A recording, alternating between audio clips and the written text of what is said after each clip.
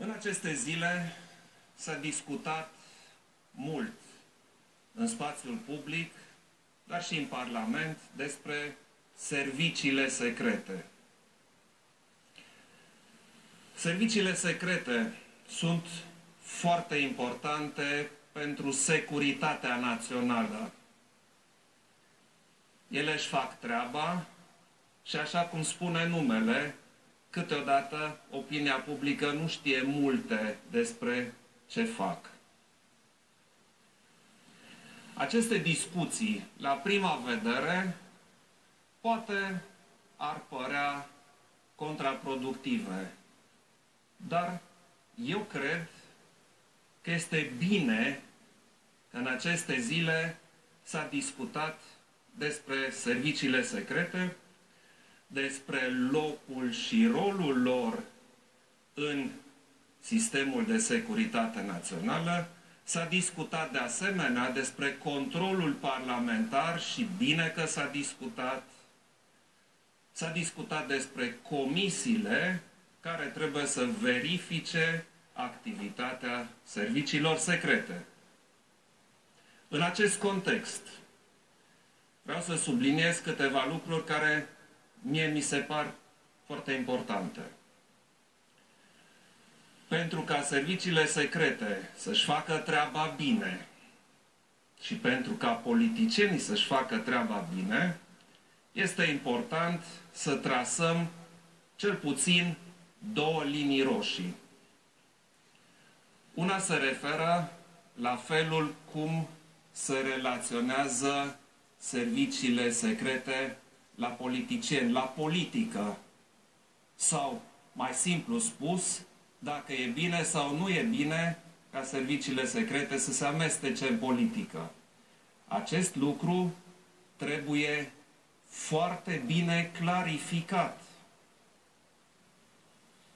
Părerea mea că nu este bine să fie lăsate serviciile secrete să se amestece în politică. Cealaltă, a doua linie roșie, trebuie să definească cât de mult și cum se pot implica politicieni în treaba serviciilor secrete sau, în traducere liberă, cum e cu politizarea serviciilor secrete. După părerea mea, nici aceasta nu este bună.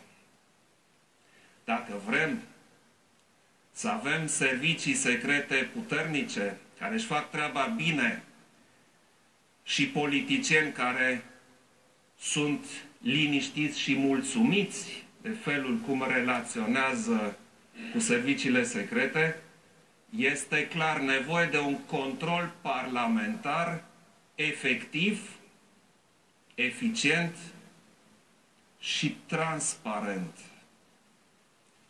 Parlamentul trebuie să aibă un control puternic, dar nu partinic. Nu se poate ca politica unui partid să definească modul în care se face controlul parlamentar asupra serviciilor. Pentru a avea un astfel de control parlamentar, este nevoie de negocieri puternice între putere și opoziție.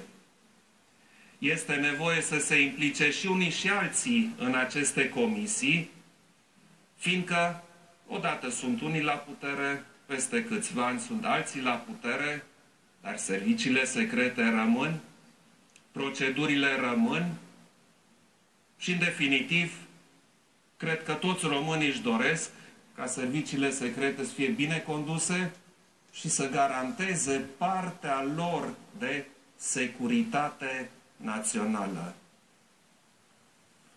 Aceste lucruri ar fi bine să le ia în discuție noul Parlament și să le lămurească. Noul Parlament are multă treabă în domeniul securității naționale. Împreună cu consilierii mei am numărat încă o dată și am constatat că este nevoie de modernizarea sau îmbunătățirea a cel puțin 12 legi din domeniul securității naționale, la care jumătate se referă la munca și domeniul de activitate al serviciilor secrete. Iată un volum impresionant de muncă pentru Parlament, cu singurul scop de a îmbunătăți sistemul de securitate națională și de a face munca serviciilor secrete mai eficientă, mai bine coordonată. Avem o nouă majoritate în Parlament. Această nouă majoritate are evident un rol foarte important, rolul hotărâtor în felul cum se abordează aceste chestiuni legate de securitatea națională. Această majoritate cred că va trebui să dovedească în această speță a securității naționale și în cealaltă, mult discutată și mult zvonită în ultimele zile a amnistiei și grațierii, va trebui să dovedească dacă este matură această nouă majoritate sau mai are de lucru. Măsura maturității noi majorități parlamentare va fi felul cum abordează legislația în domeniul securității naționale, inclusiv a serviciilor secrete și a legilor justiției, în special o posibilă abordare legislativă de tip amnistie și grațiere. Ce fel de majoritate vom avea? Încă nu știm. Deocamdată noua majoritate n-a făcut nimic. Și-au impus câțiva șefi de comisii, și-au votat câteva promisiuni populiste din campanie. Dar asta a fost ușor. Vom avea o majoritate care vrea să impună legea majorității, indiferent de ce se discută, care va vrea să dovedească că face jocurile în Parlament, care va dori să albească dosarele celor incriminați, sau vom avea o majoritate matură care înțelege că România este numai una și care va veni lângă președinte pentru ca împreună să garanteze securitatea națională,